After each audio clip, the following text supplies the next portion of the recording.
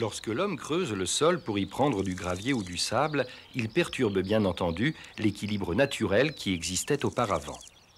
Mais quand, plus tard, il abandonne les lieux, ces endroits bouleversés peuvent devenir d'un grand intérêt car ils offrent tout un tas de possibilités d'installation pour les animaux et les plantes. Là, au moins, pas de traitement chimique désagréable et surtout, le calme est garanti. Les bancs de sable mis à nu par les pelleteuses, par exemple, sont très appréciés par toutes sortes de creuseurs de terriers qui savent profiter de l'aubaine. Les hirondelles de rivage sont de ceux-là. Au printemps, arrivant d'Afrique où elles ont passé l'hiver, elles s'installent parfois dans la sablière en grandes bandes bruyantes. Du bec, des ongles, les oiseaux creusent leur nid dans la paroi verticale. Chose étonnante, au lieu de se battre sans cesse comme beaucoup d'oiseaux qui vivent en groupe, les hirondelles de rivage s'entraident pour percer leur tunnel au fond duquel seront déposés les œufs.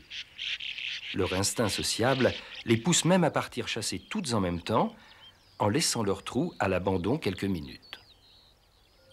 Un peu plus loin, les herbes folles et les ronces envahissent rapidement les talus et accueillent d'autres espèces qui font d'ailleurs la mauvaise réputation des lieux. Couleuvres et vipères sont en effet de fidèles locataires de ce genre d'endroit où elles trouvent tout à la fois abri et terrain de chasse. Et s'il y a souvent des serpents dans les anciennes carrières, il y a presque obligatoirement des lézards, tant il est vrai que ces deux groupes animaux ont des besoins et des modes de vie très proches, surtout pour ce qui est de faire la sieste.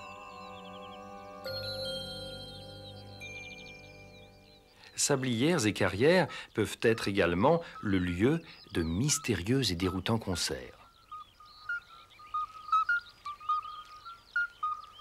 Impossible en effet de trouver les musiciens. Les sons semblent venir de terre, des cailloux, des pierres, de partout à la fois et de nulle part. Il faut en fait revenir de nuit pour trouver la clé de l'énigme.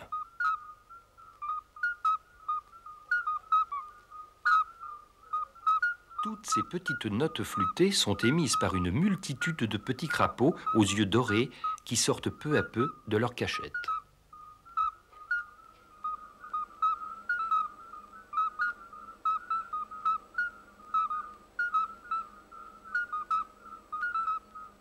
Ils ont pour nom crapauds accoucheurs, car chaque mâle s'occupe des œufs pondus par les femelles. Les œufs sont attachés à ses pattes arrière et il les promène partout avec lui en prenant grand soin. De nombreux insectes amateurs d'endroits secs et chauds élisent également domicile sur le sable et le gravier. Parmi ceux-ci, figurent de redoutables prédateurs, les cicindelles.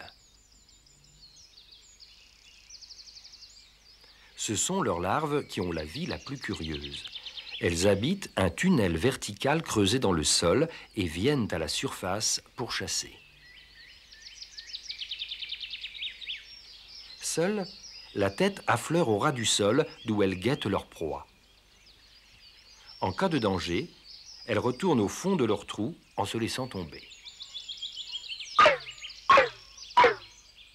La méthode de chasse est simple. La larve de cicindelle attend patiemment qu'une petite proie passe sur sa tête ou juste à proximité, puis, d'une détente brutale, elle la saisit de ses mâchoires et l'entraîne au fond du trou pour la dévorer.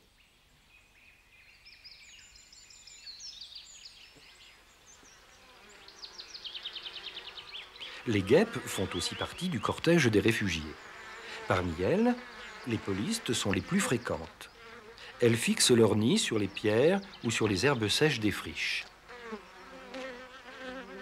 Celui-ci est constitué de petites alvéoles que les guêpes fabriquent avec du bois mort, soigneusement malaxé avec leur salive et qui devient rigide en séchant. La reine dépose ensuite un œuf dans chaque cellule. Chaque œuf deviendra plus tard larve, qui se transformera elle-même définitivement en guêpe adulte 3 semaines plus tard.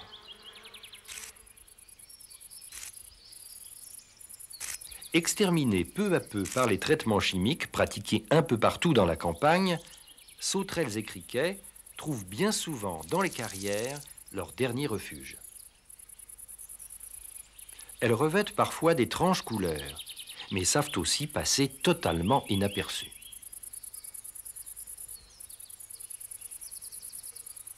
Et malgré leur taille parfois imposante et le curieux instrument de ponte que les femelles portent à l'extrémité de l'abdomen, elles sont totalement inoffensives.